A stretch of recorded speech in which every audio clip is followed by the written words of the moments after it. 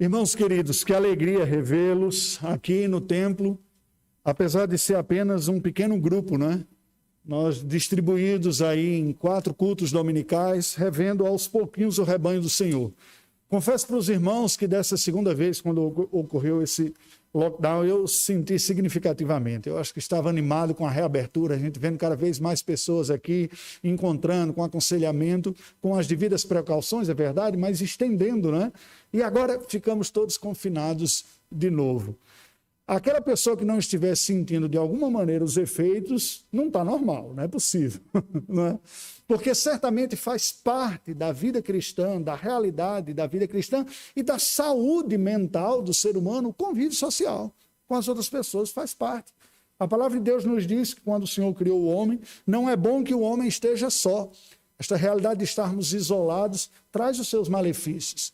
E Deus proveu, por meio da sua igreja, esta parte do relacionamento como essencial para a saúde espiritual da igreja. É o chamado amor fraternal. É sobre isso que nós vamos falar esta noite. Eu lhe convido a abrir a palavra do Senhor na primeira carta de João, capítulo 3. 1 João, capítulo 3, versículos de 11 a 18. 1 João 3, versículos de 11 a 18, eu passo a ler para a nossa instrução a palavra de Deus que nos diz assim: porque a mensagem que ouvistes desde o princípio é esta, que nos amemos uns aos outros. Não segundo Caim, que era do maligno e assassinou a seu irmão, e porque o assassinou, porque as suas obras eram más e as de seu irmão justas. Irmãos, não vos maravilheis se o mundo vos odeia. Nós sabemos que já passamos da morte para a vida, porque amamos os irmãos. Aquele que não ama permanece na morte. Todo aquele que odeia seu irmão é assassino. Ora, vós sabeis que todo assassino não tem a vida eterna permanente em si. Nisto conhecemos o amor que Cristo deu a sua vida por nós e devemos dar nossa vida pelos irmãos. Ora, aquele que possui recursos deste mundo e vir a seu irmão padecer necessidade e fechar-lhe o seu coração, como pode permanecer nele o amor de Deus? Filhinhos, não amemos de palavra nem de língua, mas de fato e de verdade. Oremos ao Senhor. Deus bendito, a tua palavra foi lida neste instante. Suplicamos a iluminação do teu Santo Espírito sobre nós, em nome de Jesus. Amém. Falar sobre amor é quase que imperativo a qualquer religião, não é verdade? Falar sobre o amor faz parte do discurso em todos aqueles que querem propor uma mensagem de elevação, de crescimento, de superação. O cristianismo vai falar de amor, o judaísmo vai falar de amor. Falar de amor estará presente pela realidade como um todo, em diversos segmentos. Porém, o conceito bíblico de amor não necessariamente é a mesma ideia que está por trás da palavra amor quando sai na boca das pessoas. Os filmes, os seriados, as produções de Hollywood apresentam o amor com uma conotação profundamente romântica e até mesmo acentuadamente erótica. A palavra de Deus nos apresenta o amor numa perspectiva própria, que difere de como a humanidade costuma trabalhar com esta ideia. Na igreja é comum nós ouvirmos falar sobre o amor. O próprio Senhor Jesus Cristo resumiu toda a lei e os profetas em amar. Amar a Deus acima de todas as coisas e amar ao próximo como a nós mesmos. Mas a verdade é que falar sobre amor é muito mais fácil do que praticar o amor. Muitas pessoas chegam até mesmo de, olha, eu não sou hipócrita, eu não vou tratar aquela pessoa bem porque Deus sabe que lá dentro do meu coração eu não tenho. Então seria uma mentira. E aí nega a ordenança bíblica de amar, que necessariamente não está ligada ao emocionalmente você está muito bem. O Senhor Jesus, na noite em que foi traído, e que antes mesmo de entregar a sua vida em sacrifício, orou com intensidade de sua alma, dizendo, Senhor, se for possível, passa de mim esse cálice. No entanto, que seja feita a tua vontade. Veja, para o próprio Filho de Deus encarnado, o amor sacrificial foi custoso. Não foi algo tranquilo, mas ele é o Filho de Deus, ele levou de letra. Não, a Bíblia diz que ele suou como que gotas de sangue. A verdade é que nós vivemos em um mundo afetado pelo pecado, quebrado, que alienou as pessoas nos seus relacionamentos. Alienou de Deus, alienou uns dos outros. nos alienou de nós mesmos. Nem nos percebemos de fato como somos. Temos respostas rápidas para as críticas que nos são feitas, justificativas para posturas nossas. A verdade é que o amor marca o cristianismo. E João vai falar agora na sua carta aqui sobre este amor estendido para com o próximo, especialmente com aquele próximo que professa a mesma fé que nós. E o faz porque em seus dias haviam hereges que estavam seduzindo pessoas, enganando a muitos, com discursos enganosos. E muitos estavam sendo iludidos por estas pessoas. E João diz, olha, cuidado, não se deixe enganar facilmente pelos discursos. Conheça bem quem são estes. E uma das formas de você conhecer é pelas evidências dos frutos. Particularmente aqui, pelos frutos com relação aos outros que professam a fé cristã. Sendo assim, nós vemos esse texto, capítulo 3, versículos de 11 a 18, como nos descrevendo características do amor fraternal. Veja que esta mensagem não se baseia propriamente na descrição do amor para com Deus. Isso ele abordou em uma outra ocasião. Agora ele está falando desse segundo aspecto, aquilo que alguns exegetas chamam de a segunda tábua da lei, aquela segunda parte da lei que regula a relação do homem com o próximo. E nós podemos até ilustrar pela cruz do Calvário uma haste vertical e uma haste horizontal. Só é possível se vivenciar a realidade horizontal se ela estiver radicalmente dependente da vertical, porque é a transformação da relação com Deus que nos capacita, mas eu não quero antecipar a conclusão já. Vejamos como o apóstolo João nos apresenta essas características. Primeiro, ele vai dizer que o amor fraternal é uma marca do cristianismo, da verdadeira fé cristã. Isso está descrito nos versículos 11, 14 e 16. Veja que no verso de número 11, nós lemos o seguinte: a mensagem que ouvistes desde o princípio é esta, que amemos uns aos outros. Ela foi demonstrada de forma rica, abundante e detalhada desde a lei de Moisés. Quando você passa por aquela parte da Bíblia, o livro do Êxodo ou Levítico, muitas vezes você acha aquilo detalhado e muito distante. Mas uma boa parte daquela lei é a regulação do amor para com o próximo. Quando a lei de Moisés dizia, por exemplo, quando você for fazer a sua colheita, não tira todos os grãos, não tire todas as azeitonas, deixe alguma parte para aqueles que são desprovidos, que eles tenham o que se servir também. O que é isso? É amor, amor fraterno. Você tem o direito, pois é sua propriedade, é sua produção, mas por amor você deixa uma parte para o outro que está necessitado. E aí João está dizendo, olha, nós temos ouvido isso desde o princípio. O Senhor Jesus falou para os discípulos também, nisto conhecereis que sois meus discípulos, se vos amardes uns aos outros. É uma marca. O amor fraterno marca como uma evidência, uma transformação sobrenatural, transcendental, espiritual. Veja o que diz o verso 14. Ele diz, nós sabemos que já passamos da morte para a vida, porque amamos os irmãos. Aquele que não ama permanece na morte. E aí João aqui apresenta o amor como uma evidência de um novo nascimento. Como é que eu sei que verdadeiramente alguém tem o Espírito Santo, se tornou uma nova criatura? Quando a pessoa é libertada de uma vida autocentrada. O natural para nós, mesmo para quem já nasceu de novo, porque ainda temos uma natureza caída e pecaminosa, é pensarmos primeiro em nós mesmos. A evidência de que a pessoa foi liberta deste estado de morte é quando ela começa a pensar no outro, amar o irmão, olhar para o outro. De forma que ele diz, aquele que não ama, permanece na morte. Ele pode ter um discurso muito bonito, mas é insensível para com a pessoa que está ao seu lado. O versículo 16 nos apresenta isto como uma forma concreta. O amor é visto na Escritura como um verdadeiro altruísmo na vida. A maioria das pessoas evangélicas conhece João 3,16. Porque Deus amou o mundo de tal maneira que deu o seu Filho unigênito para que todo aquele que nele crê não pereça, mas tenha a vida eterna. Mas poucos conhecem 1 João 3,16. E olha o que diz. Nisto conhecemos o amor, que Cristo deu a sua vida por nós, oh, coisa maravilhosa. E devemos dar nossa vida pelos irmãos, oh, coisa dolorosa. Eu me lembro de uma frase do reverendo Vadislau que ele dizia o seguinte: com os crentes no céu, ou glória, com os crentes na terra, aí é outra história. Porque, meus irmãos, somos caídos e convivemos com pessoas caídas. Amor implica sacrifício. É doloroso, mas é evidência de que houve uma transformação espiritual. E João explica isso dizendo, da mesma forma que nós experimentamos a vida que Cristo nos deu, nós vamos conhecer esse amor de Deus em nossa vida, pela presença de Cristo, em nós também darmos a vida.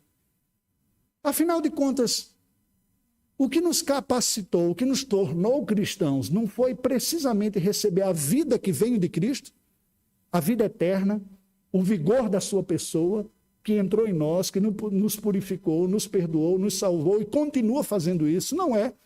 Se essa vida está em nós, é precisamente esta vida que nos capacita a ter uma vida que reflita Cristo. Se Cristo é, acima de tudo, doação, o cristianismo também o será, doação da nossa própria vida. Cristo destinou a sua vida a nós, e nós devemos destinar a vida também ao outro. É a inversão do olhar. O meu olhar como cristão não é mais egocêntrico, mas é altercêntrico, é para o outro. O outro primeiro, Deus, que me comprou e me conquistou, e o outro semelhante a mim, a começar pelos irmãos na fé. Quando nós olhamos a história da igreja cristã, nós percebemos que toda vez que houve um grande despertamento espiritual, isso não ficou apenas com resultados religiosos, mas toda a sociedade foi impactada pelo verdadeiro despertamento espiritual. Nos despertamentos espirituais dos séculos 17 e 18, houve a sensibilidade para com a necessidade do próximo, a criação de orfanatos, pessoas se prontificando a ajudar os outros. À luz da história da igreja, nós vivemos momentos semelhantes a esse, de pandemia. E dizem historiadores que o que causou impacto profundo, ainda na época do Império Romano, quando uma grande peste veio sobre Roma e muitas pessoas fugiram de lá, foram aqueles que eram perseguidos, criticados, os cristãos, que ficaram e cuidaram muitas vezes daqueles que eram seus algozes. E isso mexeu e foi um dos fatores usados por Deus e pela providência divina para que o mundo, então, fosse impactado pela fé cristã. É o amor na prática pelos outros. É fácil viver assim? Não, não é. Mas a verdade é que a Bíblia nos chama, dizendo, este amor é uma marca do cristianismo. Este amor fraternal é muito mais do que reducionismos. Vamos ver alguns reducionismos que João apresenta aqui e descarta, dizer isso não é cristianismo. O amor fraterno não é um relacionamento institucional tão somente. Versículos 12 e 13. Ele diz, olha, não segundo Caim, que era do maligno, assassinou a seu irmão, porque o assassinou, porque suas obras eram más e as do seu irmão justas. Irmãos, não vos maravilheis se o mundo vos odeia. Você pode unir pessoas com sorrisos amarelos, mas você não conseguirá produzir amor verdadeiro se não houver uma transformação espiritual. E João descreve isso a partir da realidade de dois irmãos, aqueles dois primeiros filhos, Caim e Abel. Conviviam juntos, muito provavelmente receberam a mesma educação, não tinha nem concorrentes outros, a realidade era apenas daquela família, mas se mostrou que a relação natural não conseguiu produzir a realidade espiritual. O de se esperar entre irmãos é que eles tenham literalmente amor fraterno, amor entre irmãos. Mas o fato de você estar debaixo de uma mesma realidade natural não significa dizer que você vai experimentar a graça espiritual para a qual ela aponta.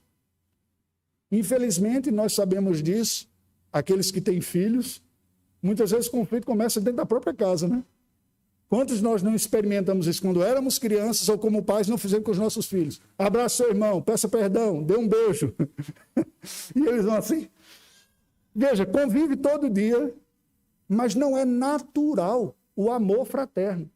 Nós não podemos achar que o simples fato de estar convivendo sob uma realidade é suficiente. Pensemos na nossa realidade até como igreja. O caminho mais fácil para nós é simplesmente nos cruzarmos, passarmos uns pelos outros, especialmente uma tentação quando é uma igreja grande, como é o nosso caso. Agora, ter o outro presente na vida, conhecer a realidade, estar sensível, a par, requer uma medida a mais, a medida do amor. E é isso que João está dizendo, não basta fazer parte da instituição. Ele pega o exemplo da família, tomando como Caim e Abel, e diz, a igreja experimenta isto do ponto de vista real e espiritual. Não se engane, o mundo odiará vocês pela mensagem que vocês pregam. Mas o amor fraterno também não é um mero ativismo social. No verso 15 ele diz, todo aquele que odeia o seu irmão é assassino, e vós sabeis que todo assassino não tem a vida eterna permanente em si. Por quê? Coloquei como não uma mera atividade social, porque o amor é prático. Nós podemos nos esquivar, e esta é a tentação de todo religioso, e dizer, olha, eu não cometi grandes pecados na minha vida, eu me sinto superior a muitas pessoas que estão aí na sociedade. Nunca defraudei o órgão estatal, não fiz nada contra alguém e eu me sinto superior.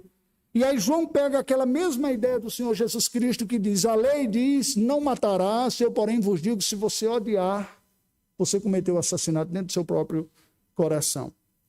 Não se trata simplesmente em não fazer uma coisa externa má, ou externamente manter um laço cordial com o próximo. A transformação requerida pelo amor fraterno é mais profunda. Se abrigamos em nosso coração o ódio, o rancor, o desejo do mal para com o outro, nós não estamos vivendo o amor fraterno, por mais que não tenhamos coragem de transformar em ações danosas para com a outra pessoa. Porque o amor começa dentro do próprio coração, como toda verdadeira piedade. É de dentro para fora. E o amor também não é um mero sentimentalismo. Olha o que ele nos diz no versículo 17. Aquele que possui recursos deste mundo e vir seu irmão padecer necessidade, fechar-lhe o coração, como pode permanecer nele o amor de Deus? O que é que João está fazendo aqui? Está dando um teste prático. Senhor, Deus te abençoe. Né? Eu gosto muito de você, eu te amo, meu querido. E você evita a realidade difícil ou mesmo uma assistência para alguém tendo condições de fazê-lo. João pega o exemplo aqui da necessidade prática dos recursos deste mundo. Mas os recursos deste mundo são muitos. Não são apenas financeiros, não é verdade? Você pode nem ter tantos recursos financeiros assim, mas certamente você tem algum recurso. Algum recurso que você pode compartilhar. Sabe aquela velha expressão que a gente dizia caseira que diz, põe mais água no feijão? Porque a gente recebeu uma visita e a pessoa vai comer um, come dois, come três. Quem vem de família grande sabe que isso era muito comum, né? Já tinha muita gente dizendo, acho que cabe mais um, põe mais farinha aqui e a gente divide. E eu costumava dizer para algumas pessoas o seguinte, gente, quanto mais filhos você tem, menor é a proporção. O difícil é romper a primeira barreira. Porque depois você vai pegando a fração, é 3 sobre 4, é 4 sobre 5, é 5 sobre 6, aí vai ficando menos.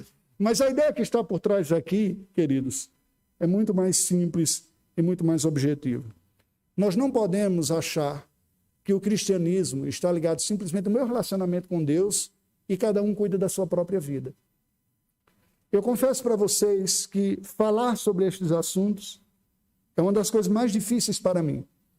Eu me sinto desafiado pela palavra do Senhor, porque vejo a palavra de Deus no seu poder de revelar-nos quem nós somos como um verdadeiro espelho. Não é fácil você se desdobrar em amor para com o próximo.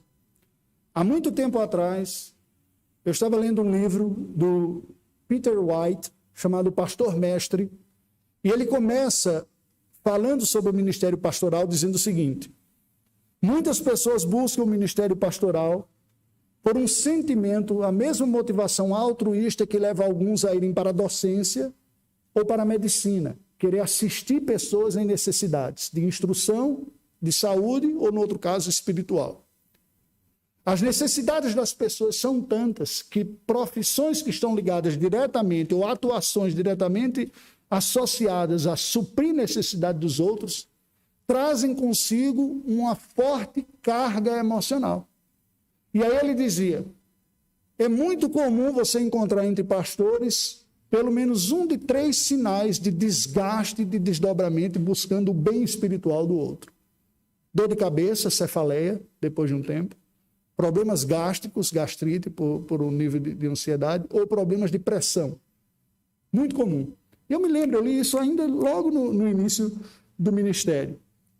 E, queridos, momentos como esse que nós temos vivido, nós ouvimos aqui um volume de orações no momento de intercessão, de pessoas cujos problemas eram da mais alta monta. Estamos falando de morte. Que coisa mais dolorosa do que isso? Agora, imagine alguém conviver com essas realidades constantemente. Eu confesso para vocês, eu não tenho a magnitude do coração do reverendo Edson, ou mesmo do Rogério, de acompanhar. Estas coisas me afetam muito mais do que eu gostaria. E muitas vezes nós assumimos uma postura de autopreservação, dizer, não, eu não dou conta, é muita gente para socorrer, é muita gente para atingir, é muita gente para ir atrás, eu não dou conta, eu não vou resolver os problemas do mundo e de todo mundo. E não vai mesmo. Um dos problemas que o autor dizia do pastorário consistia exatamente nisso, em a pessoa perder, abrir mão da síndrome de Messias, dizer, você não vai salvar o mundo. Mas você não pode se isolar numa bolha e fazer de conta que o mal não está aí e que você não pode fazer nada. O que é que nós aprendemos? Para concluir, o texto sagrado nos mostra o amor como uma marca do cristianismo, porque expressa o próprio Cristo. Entretanto, doar-se para com os outros requer graça e sabedoria, porque a demanda sempre será maior do que a nossa capacidade de suprir. Este foi um dos motivos pelos quais eu conversava e dizia, tem certos campos missionários que eu não suportaria trabalhar. As demandas tão agudas, as crises, os sofrimentos tão grandes, o meu coração não aguenta, eu desmantelo. Como é que vai suprir um, outro? Você acha que ajudou? Não foi nem 5% de tanto que tem. Pelas necessidades, pelas nossas incapacidades. Primeiro ponto que nós temos que reconhecer aqui, que nós não damos conta de amar como Cristo amou. E diante de Deus dizer, Senhor, tenha misericórdia de mim, me ajude. Lembrar que o amor fraterno por excelência só foi cumprido por Jesus Cristo. Ele sim diz, ninguém tem maior prova de amor do que essa, do que dar a sua vida pelos seus irmãos. Ele verdadeiramente, literalmente, deu a sua vida pelos irmãos. Ele é o nosso irmão mais velho, que nos adotou. E é somente o seu sacrifício é que tem o poder de fazer transformação espiritual na vida dos outros. Preste atenção que isso é importante.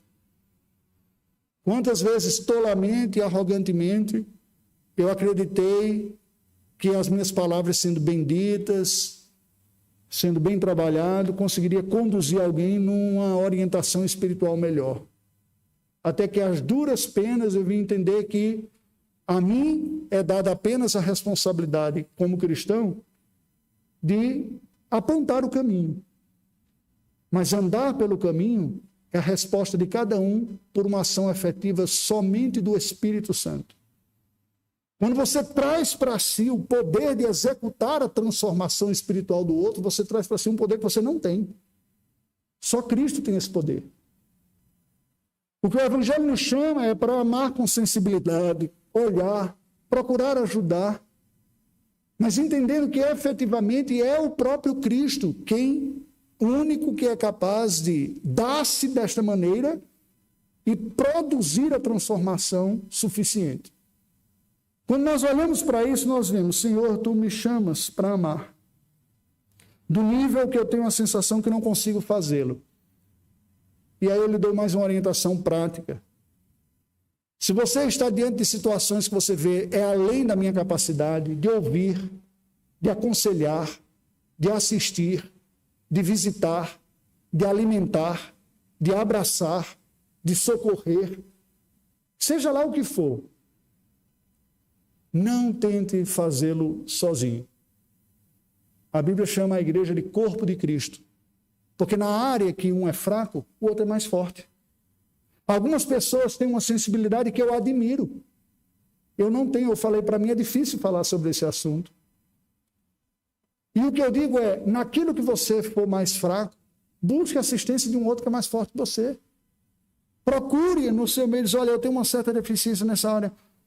Ariel, me ajuda aqui nesse ponto. Você é da junta diaconal. Procure outras pessoas que possam lhe auxiliar a cumprir este mandamento bíblico aqui. Não procure fazer sozinho. Nós não damos conta. Quando você está diante de situações que parecem serem demais, não superespiritualize. O amor fraterno começa no lugar que a gente pode ser mais tentado a negligenciar, que é o mais perto possível de nós, a nossa própria casa. Eu conheço pessoas que têm um arrobo de querer salvar o mundo e perderam sua própria família. Tem alguma coisa que não está saudável nesta maneira de olhar. A Bíblia diz que aquele que não cuida dos seus é pior que o incrédulo. Este desejo de salvar o mundo e negligenciar os básicos mostra uma inversão de valores. Sabe aquela frase que diz, antes de querer salvar o mundo ou consertar o mundo, lave a louça da sua casa. Ajude a sua mãe a passar um pano na casa. É uma forma de você demonstrar amor com quem ele ama. Tão simples, pode não ser tão glamuroso, não dar tantos likes nas redes sociais, não ter tanta destaque, ter tanto destaque assim, mas é uma forma de você começar a demonstrar amor com aquele que está mais próximo de você, apaziguando, servindo, se colocando à disposição. Queridos, concluindo, como cristãos, nós não podemos nos contentar com cumprimentos superficiais. Boa noite, como vem? Como vai? Tudo bem? Deus o abençoe. Não devemos supor que estamos cumprindo o amor ao próximo simplesmente por assumir atos de filantropia. Devemos nos colocar nas mãos do Senhor e dizer, Senhor, ajude-me a estender esta área, de tal maneira que eu reflita mais Cristo na minha própria vida. Naquilo que eu tenho fraqueza, me ajude. Me ajude a demonstrar o amor e vida aos outros, como tu me tens amado e me tens comunicado a tua própria vida. É esse desejo sincero de refletir Cristo e este empenho em querer refleti-lo na dependência dele que vai confirmar esta realidade da piedade no amor ao próximo em nossa própria existência. Oremos ao Senhor. Ó Deus bendito, nós louvamos o teu santo nome. Te agradecemos pelo teu Filho Jesus, autor, doador da vida, aquele que se doou, que entregou a sua vida, que a reassumiu, que habita em nós como cristãos, como tua igreja, capacitando-nos também a doar. Ó Deus, tenha misericórdia de nós. Peço por mim, peço pelos meus irmãos, livra-nos do caminho da autopreservação. Livra-nos de termos os nossos olhos voltados para nós mesmos, girando em torno das nossas percepções de necessidades. Santo Deus, ajuda-nos a ter o olhar aberto para com o outro, como tu tens para conosco. Perdoa-nos o egoísmo, a insensibilidade, a comodidade, mas te louvamos pelo teu Filho Jesus Cristo, porque ele sim cumpriu perfeitamente a lei, doou-se em forma absoluta e plena. Não somos salvadores nem Messias, é verdade, mas somos parte do corpo do teu Filho, a tua igreja. E pelo poder do teu Espírito que habita em nós, nós temos condições de refletir melhor o teu Filho, numa mudança de vida que se expressará em dedicação. Ajude-nos a romper a superficialidade dos nossos relacionamentos. Ajuda-nos a fortalecer as nossas relações uns com os outros de tal maneira que cresçamos no serviço cristão. Abençoa-nos segundo a tua graça e a tua misericórdia para demonstrarmos amor a partir das relações que tu nos tens dado, a começar de casa, passando pelos amigos e pelos diversos relacionamentos. Oramos em nome de Jesus. Amém.